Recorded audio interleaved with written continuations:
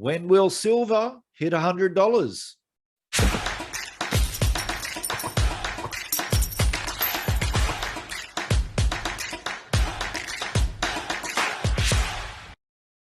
So when will silver hit $100? Now, you guys know that Keith Neumeyer is been talking about $100 silver sometime. You guys know on this channel, those that follow this channel, even though I've had different videos with different price targets and all that, we've discussed those price targets. Most of those price targets have been other people's price targets, and we just discussed them on this channel. However, I have shared that I do believe that we will see $100 silver.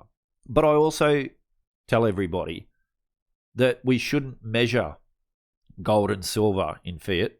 We shouldn't measure gold and silver in terms of dollars, but we should measure gold and silver in terms of other assets. So our purchasing power versus other assets. And I've done a video on that called Wealth Cycles, and I shared my own personal story, how I use wealth cycles, measuring gold and silver versus other assets to build wealth. So when will silver hit $100? Well, let's ask a few questions and let's explore this right now. Let's cut to a clip with Keith Neumeyer. All right, well, not to sound cynical, but if this does escalate into a more severe military situation from an industrial level that impacts silver in a number of ways, first and foremost, war is good for silver. As cynical and as deranged as that sounds, correct me if I'm wrong, but a number of weapons, including Tomahawk missiles, use a lot of silver. We were chatting about this earlier, and about 500 ounces of silver goes into each Tomahawk missile. So what is the industrial case for silver in a war climate? Yeah, well, first off, what a waste of silver.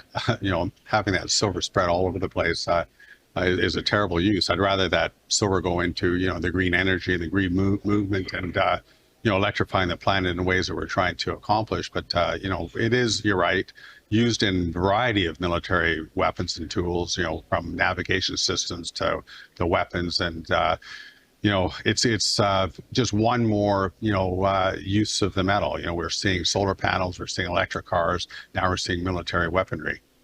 So some of you probably remember this article from Justin O'Connell back in 2014.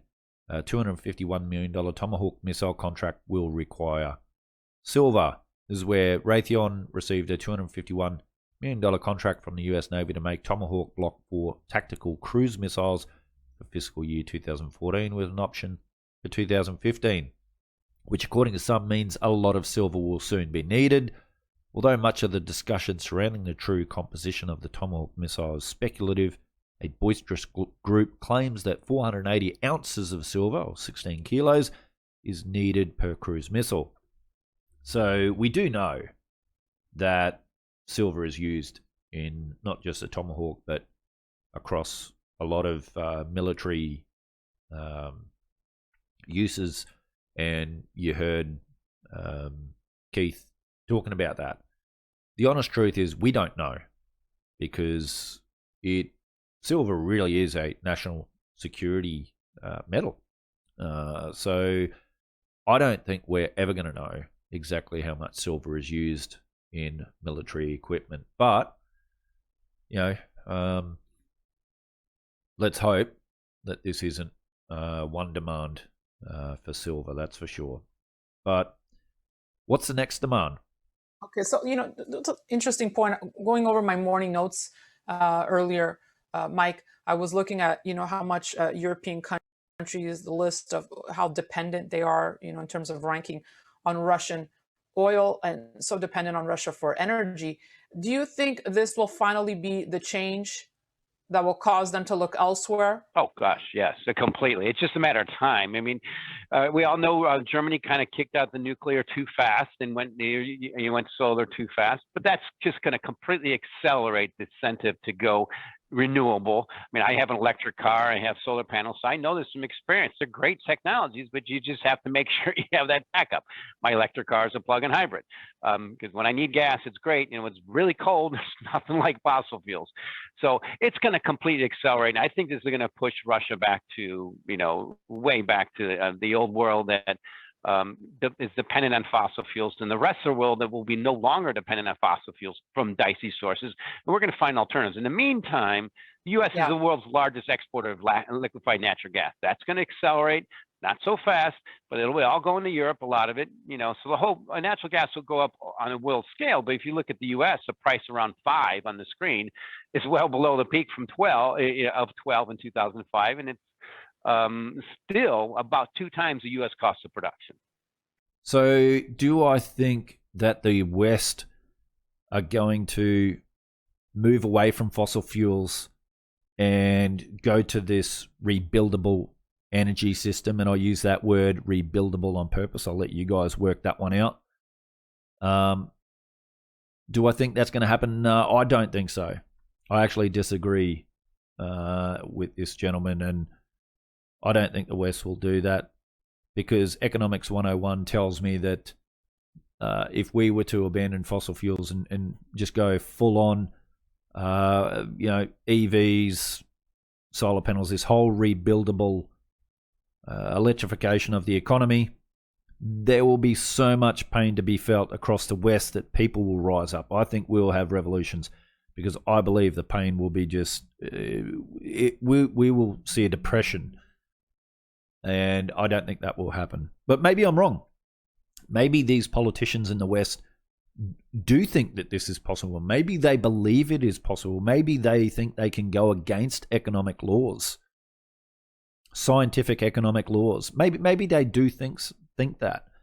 And therefore we will see huge demand for silver and other metals. And that will get this supply demand imbalance leaning towards higher prices. Maybe that is the case. I just don't think they're that stupid. Now, I did this video, Russian silver squeeze. And if you haven't watched it, I'll put a link in the description below. Basically, it's about the LBMA suspending 6 Russian gold and silver refineries. And we talked about how much global production of silver that comes out of Russia. And if we take that offline, what happens to the once again, the silver supply demand equation, and could we see a silver squeeze? Well, we certainly have seen a squeeze on nickel and other commodities. Could we see it on silver? Well, if this plays out, I certainly think that is a possibility, and we've definitely seen a beginning of a run up in both silver and gold. Time will tell, but let's just check out the fundamentals first. So what are the fundamentals of the silver market? Where are they at? Well, once again, let's cut back to a clip with Keith Neumeyer. So a bit out of touch there with the gold, but help me understand the disparity between the projected demand for silver and the projected supply. Well, your number that you threw out earlier about the 1.1 billion that the Silver Institute has estimated for 2022. Yeah, that's right. I've heard numbers as high as 1.4 billion for 2022. So, whatever the number is, it's more than we're producing. So these ounces are coming from somewhere. There's a limited amount of silver sitting on the surface in investment hoards. Once that's gone, there's no place to get your silver. So one thing has to happen. Silver prices have to go up. So how long is it going to take for the mining sector to react? It's a decade, 10 to 15 years to get a mine into production from the day that the management teams decide to bring a mine into production. So I'll put a link to the Silver Institute report on the silverseek.com website. But let me just summarize that, it is a record year for silver demand, record demand to reach 1.112 billion ounces, as it says. But it goes on and says that record silver industrial fabrication will increase 5%. Physical silver investment demand will increase 13%, which is a 7-year high. Now, they do say that supply to rise to 1.092 billion ounces and silver mine production to increase by 7%, which is a 6-year high, which still leaves a market deficit of 20 million ounces. Now, Keith Neumeyer says that the industry doesn't supply 1.092 billion ounces, but it's 800 million ounces. And so the deficit is even larger and what the Silver Institute is reporting. And then, well, if Keith is right, and we see that demand is actually more like 1.4 billion ounces, not 1.1, then that deficit is really going to increase. So so the fundamentals are obviously on silver's side, whichever way you look at it. However, the silver price, miners do sell based on the paper price. And how are things going to change? Well, once again, let's cut back to a clip from Keith Neumeyer. And we have touched on this before, that there isn't enough physical silver to back up the paper silver out there, that the futures markets may distort things. Yeah. So how does that get fixed? By the mining sector standing up and saying we've had enough. When the silver market trades approximately 1 billion ounces a day in the paper market, and the miners produce 800 million ounces in a year. So the leverage is astronomical. So as long as the regulators stand by and do nothing about that, and I don't expect they ever will, because generally speaking, the banks are pretty powerful out there. Who's going to who's going to stand up to that? It's got to be the miners. The miners have to get together, like OPEC, like the diamond industry, like the uranium industry. Why does silver and gold have to be treated differently as other commodities? So is that something you would potentially do? Lead some kind of silver consortium to fight against this? I've been vocal about it a number of times, and I'm on record today on Kitco and in this interview today. So I challenge the mining sector to come to the table and let's create a new system. So when will silver hit $100? Well, Keith Neumeyer makes a really good point there about the silver miners needing to come together and forming like an OPEC. And I'm actually trying to do something about that myself. I'm accumulating my positions in a few silver stocks in Australia, and I'm trying to increase those holdings to get a board seat.